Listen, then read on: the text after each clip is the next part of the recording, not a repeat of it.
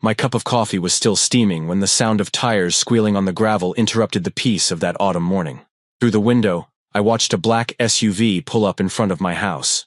Two men got out of the vehicle with postures that immediately made me wary. I've lived on this mountain property for 5 years, ever since my parents died in an accident. The 2-acre land overlooking the valley has always been my refuge. I opened the door even before they knocked. "Robert Collins?" asked the older one, bald and wearing mirrored glasses that reflected my own image. "Yeah, that's me. I'm Garrett, and this is Henson. We're officers from the Pine Ridge Homeowners Association." The lean, younger Henson held a clipboard and studied me with calculating eyes. "Homeowners Association? There isn't any HOA around here." Garrett smiled condescendingly. "There is now.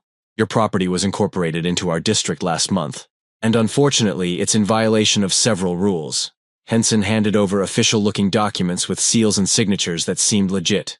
"Your fence isn't up to standard, your house color wasn't approved, and these trees," he pointed to the old oaks at the edge of the property, "need to be removed. This is absurd.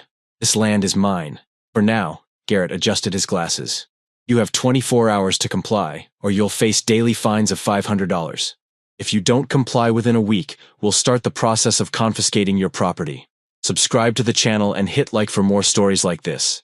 As soon as the SUV disappeared around the bend, I called the county office. The attendant confirmed what I already suspected. "Mr. Collins, there's no HOA by the name of Pine Ridge registered in this area. Not even a formation process in progress." I went through the documents Henson left. They looked convincing, but I noticed some inconsistencies with the official stamps. I did some online research and discovered similar reports on rural property owner forums.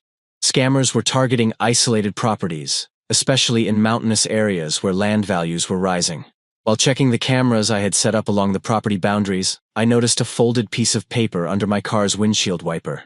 A clear message. "Tomorrow we'll be back with a crew. Resist and things will get ugly.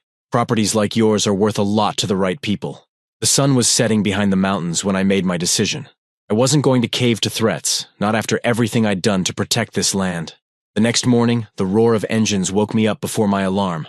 Through the window, I saw 3 trucks and a bulldozer parking at the entrance to my property. Garrett and Henson led a group of 6 rough-looking men. "Good morning, Mr. Collins," Garrett said with a fake smile. "I see you haven't done anything about the violations." "You have no authority here," I replied, my cell phone camera discreetly recording everything. Henson made a subtle gesture, and the bulldozer operator advanced, knocking down part of the decorative fence marking my entrance. "This is private property. You're committing a crime," I shouted. "Just bringing your entrance up to the association standards," Garrett explained calmly, as the bulldozer started scraping the side of the entrance and demolishing the landscaping. One of the workers walked over to my garage, eyeing my pickup suspiciously. Another was inspecting the house, taking notes. It then became clear that this wasn't just about intimidation. They were systematically assessing the entire property. "You've got until tomorrow to remove those oak trees and repaint your house to our specifications." Henson handed me more papers. "Otherwise, we'll take more drastic measures." When they finally left, leaving my entrance partially destroyed, I knew I needed help. I called Kevin, my friend who lives on the other side of the valley, an ex-Marine sniper. Kevin knew these mountains as well as I did.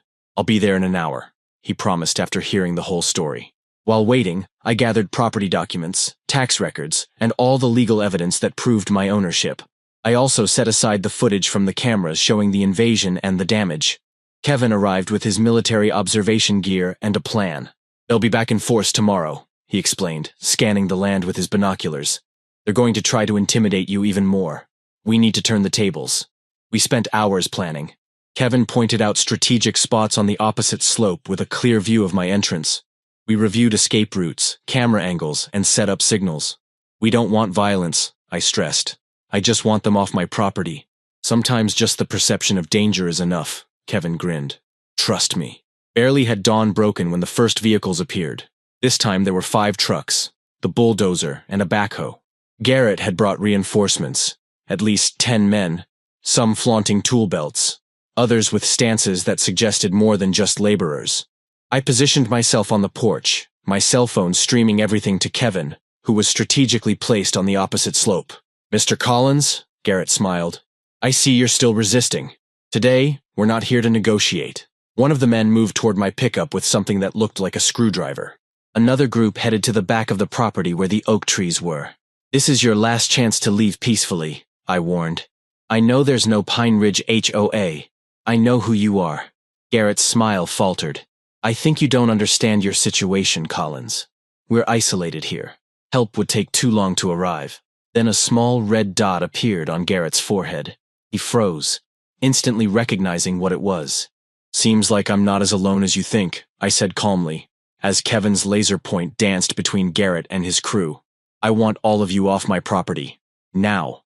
The red dot moved to Henson's chest, then to the bulldozer operator. The men slowly began backing up toward their vehicles. "This isn't over, Collins," Garrett mumbled, his hands trembling as he adjusted his glasses. "For you, it is over." I watched Garrett's vehicles disappear down the winding mountain road, the dust in the air like a slowly fading curtain. My heart was still racing. 20 minutes later, Kevin arrived, coming down the side trail with all his carefully stowed gear. "They won't be coming back today," he stated, eyeing the damaged entrance. "But it's not over. Men like Garrett don't give up easily." We gathered all the evidence: the security camera footage, the fake HOA documents, photos of the bulldozer damage, and my legitimate property records. Kevin suggested we immediately head to the sheriff's office at the county. "I've known Sheriff Mitchell for years," I explained as we drove the mountain road. "He's an honest man, but the jurisdiction here is complicated. We're right on the border of 3 different counties." The sheriff's office was a stone and wood building in the small town of Riverdale, about 40 minutes by car.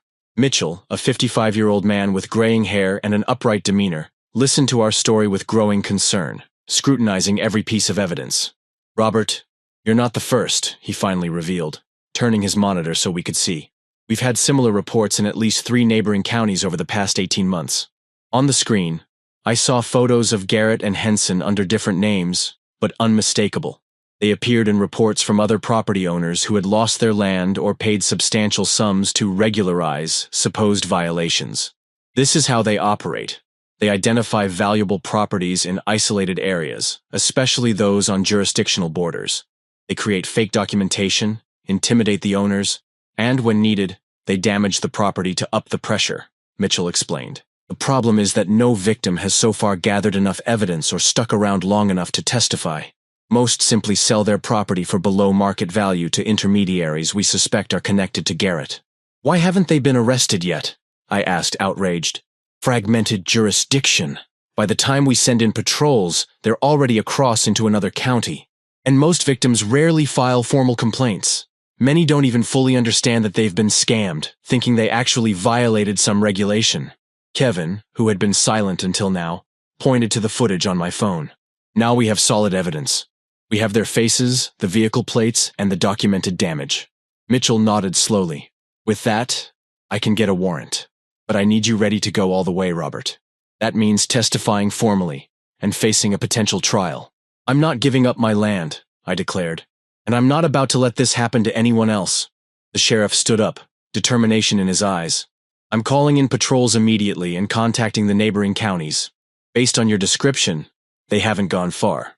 They're probably holed up in some motel on Route 27. While Mitchell coordinated with his deputies, I completed an 8-page official statement detailing every interaction with Garrett and his team. Kevin also recorded his testimony, carefully leaving out details about the laser we used to intimidate them. "Robert," Mitchell called after we finished, "I want you to understand how serious this is.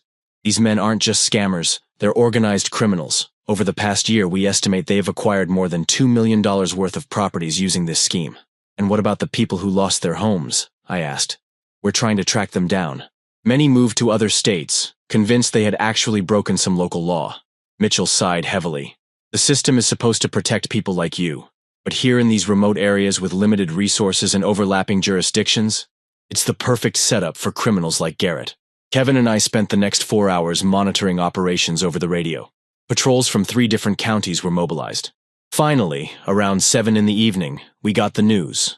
Garrett, Henson, and 3 members of their crew had been located at a motel on the outskirts of Pine Creek, 20 miles south of my property. The next morning, I watched Garrett and Henson enter the county court's hearing room, handcuffed and escorted by 2 deputies. The night had been long, with interrogations stretching into the early hours. Now, at the custody hearing, I would finally face them in circumstances completely different. The district attorney, a middle-aged woman named Diana Prescott, had met with me before the session. "Mr. Collins, your case was a key one, but it isn't the only one." After Sheriff Mitchell announced the arrests to the neighboring counties, 5 more property owners reached out with identical stories. Sitting in the front row of the small courtroom, I felt a mix of relief and apprehension. Garrett stared at me with an icy look that sent an involuntary shiver down my spine. Even while handcuffed and wearing the county jail's orange uniform, he exuded a disturbing confidence. "The state versus Garrett Milner and Peter Henson," announced Judge Freeman, a stern man of about 60. "Charges: extortion, forgery of official documents, destruction of private property, trespassing, criminal intimidation, and conspiracy to commit mortgage fraud." As the prosecutor presented her case, I learned more details about Garrett's operation. Over the past 2 years, he and Henson had operated in 5 different counties, under at least 3 fictitious homeowner associations. They had an elaborate scheme. After intimidating property owners, the properties were acquired by shell companies and later resold for a significant profit. "Your Honor," argued Prescott, "this isn't just a case of fraud. It's a systematic attack on the fundamental right to property. The defendants specifically targeted vulnerable people, often elderly or isolated individuals in remote areas." The defense attorney, a sharply dressed man who certainly wasn't a public defender, tried to downplay the charges. "My clients are businessmen with legitimate interests in real estate development. Any misunderstandings arose from common jurisdictional confusions in these rural areas." When it was my turn to testify, I felt the weight of Garrett's stare. I described every single interaction in detail, backed by the visual evidence we'd collected. With each detail I mentioned, I could see the judge's expression hardening. "Mr. Collins," the judge asked after my testimony, "what made you resist when so many others gave in to the defendant's pressures?" I paused for a moment. "This land isn't just property to me, Your Honor. It represents my parents' memory. They worked decades to acquire it. When you have something like that to protect, you realize that some battles are worth fighting even when they seem impossible." After 4 hours of testimonies, including Kevin's and Sheriff Mitchell's, the judge ordered that Garrett and Henson remain in custody without bail, citing the risk of flight and the severity of the charges. "The case will move to a grand jury next week," explained Prescott after the hearing. "With the evidence we have, I'm confident we'll get a conviction." As we left the courthouse, Kevin put his hand on my shoulder. "We did it, Robert. They won't be bothering anyone else." I wanted to share that optimism, but something in Garrett's last look unsettled me. There was a disturbing certainty in his eyes, as if this was just a temporary setback. Outside the courthouse, an elderly couple approached me timidly. Martha and George Tanner had lost their property to Garrett's scheme the previous year. "We thought we were alone," Martha said, tears in her eyes. "When we heard about the arrests, we could barely believe it. You did what we never had the courage to do." That encounter made me realize the real scale of what we'd achieved. It wasn't just about my property. It was about restoring a sense of justice that had been missing in these isolated mountains. On the way back home, Sheriff Mitchell called with more news. "Robert, we found documents on Henson's laptop. They had a list of 20 more properties in the area, all marked as potential targets. Your case dismantled an operation that could have affected dozens of families." 2 weeks passed since Garrett and his team were arrested. My entrance had been repaired, and the fences rebuilt. On the surface, everything seemed back to normal, but I knew something fundamental had changed. My sense of security in the mountains I once believed were my safe haven. I installed a more advanced security system, extra cameras covering blind spots, motion sensors along the access trails, and an alarm system directly linked to the sheriff's office. Measures I never imagined would be necessary in this peaceful place. Kevin visited me frequently, usually with updates on the ongoing trial. The grand jury had indicted Garrett and Henson on all charges, and further investigations were revealing just how deep their operation ran. "They found offshore accounts linked to them," Kevin explained during one of our coffees on the porch. "Apparently, the scam brought in over $3 million in the past 2 years. And here's the worrying part. They uncovered links with out-of-state investors specifically interested in properties like yours." "Why properties like mine?" "Water, Robert. Your springs. These mountains hold some of the last untouched natural water sources in the region. With water becoming scarcer and scarcer, that's pure gold." This information made me look at my property in a new light. It wasn't just about natural beauty or real estate value. Resources that were increasingly scarce were literally flowing beneath my feet. One afternoon, while checking the security cameras, I noticed something unsettling. An unknown car had slowly passed by on the main road 3 times that day. It didn't come close to the entrance, just watched from a distance. I immediately called Sheriff Mitchell. "Probably nothing to worry about," he tried to reassure me. "But I'll boost patrols in your area just to be safe."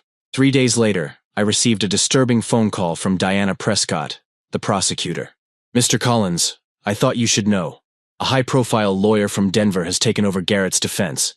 They're trying to argue that the evidence was obtained irregularly." "What do you mean? We have everything documented." "They're specifically questioning how you managed to intimidate Garrett and his crew into leaving your property. They're mentioning something about a targeting device that was used illegally."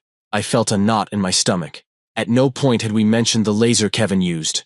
It was our word against theirs. But if they dug deeper, they might discover Kevin's military past and raise some tricky issues. "What does this mean for the case?" I asked. "Probably nothing decisive. We have substantial evidence and multiple victims.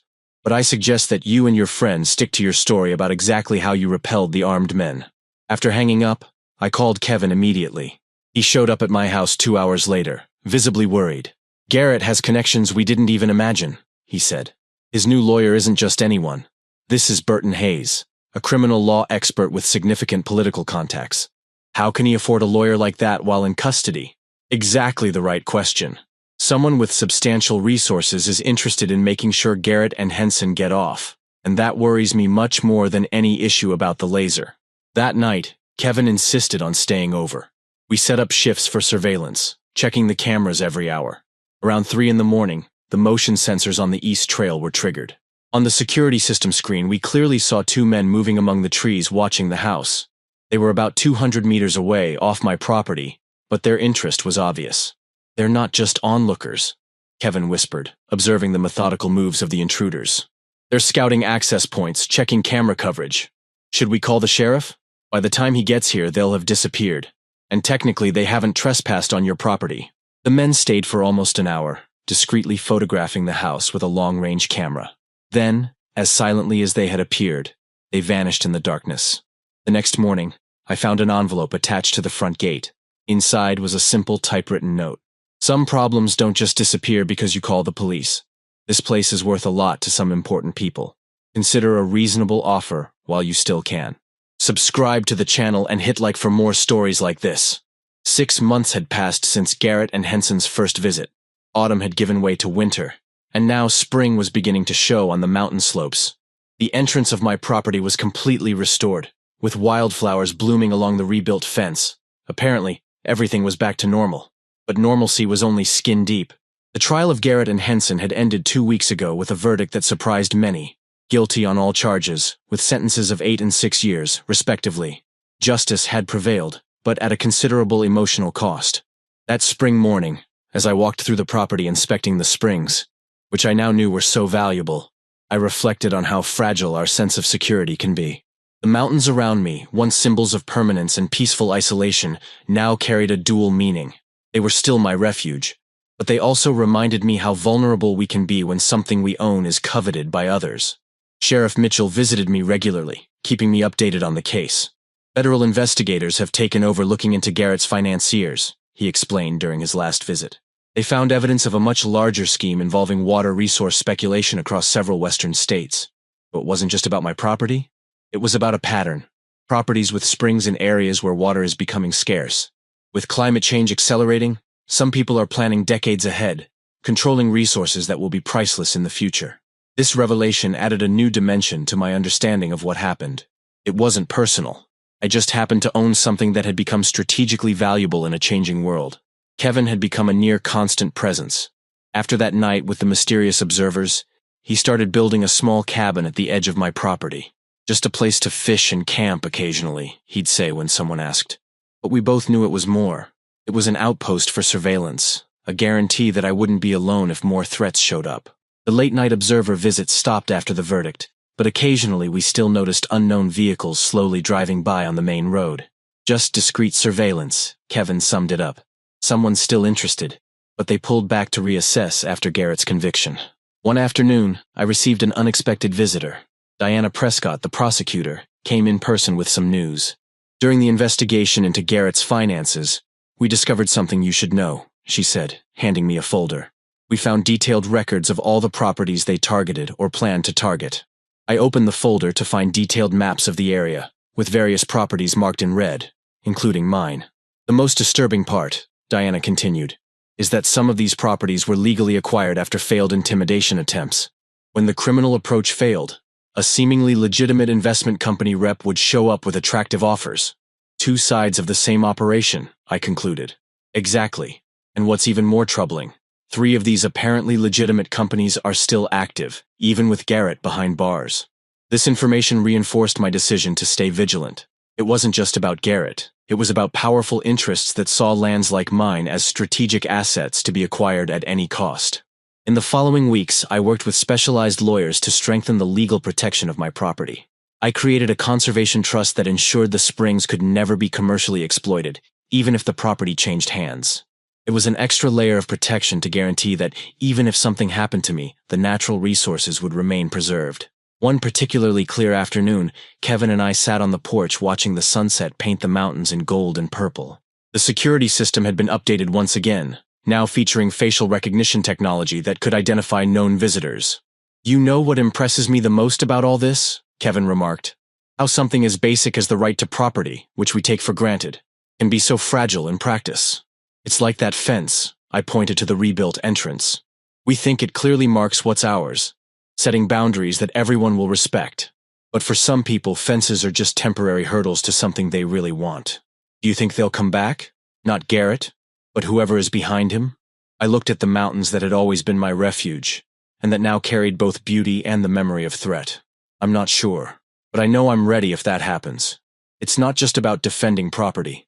It's about standing up for a principle." The sun finally dipped behind the mountains, bathing the valley in growing shadows. I switched on the automated exterior lights and checked the cameras out of habit. This was my new normal, enjoying the beauty and peace of this place, but never taking it for granted again. I think the real victory, I reflected as we went inside, wasn't just keeping my property. It was showing that even in the most remote areas, where the law seems distant, we can still stand up when our rights are threatened.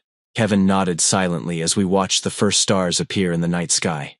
The mountains remained, unchanging and majestic, and so would I, vigilant but not ruled by fear, protecting not just a piece of land but everything it represented. Subscribe to the channel and hit like for more stories like this.